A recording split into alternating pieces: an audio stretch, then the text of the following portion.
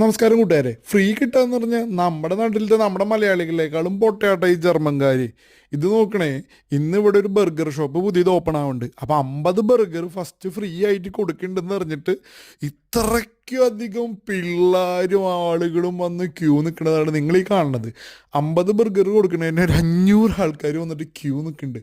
ഇത് എന്താണെന്നല്ലേ, ഇതൊക്കെ നോക്കുമ്പോഴാണ് നമ്മുടെ മലയാളികളൊക്കെ എത്ര കിടിലിനാന്ന് തോന്നണത്. കാരണം നമ്മളിപ്പോൾ ഫ്രീ ഉണ്ടെന്ന് പറഞ്ഞിട്ടുണ്ടെങ്കിൽ നമ്മൾ പോയി നിൽക്കും.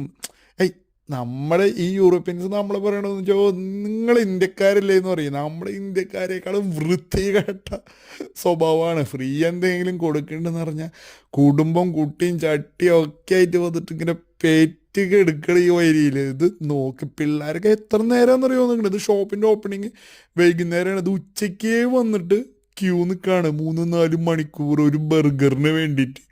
അവസ്ഥ എത്ര ദയനീയ നോക്കണേ.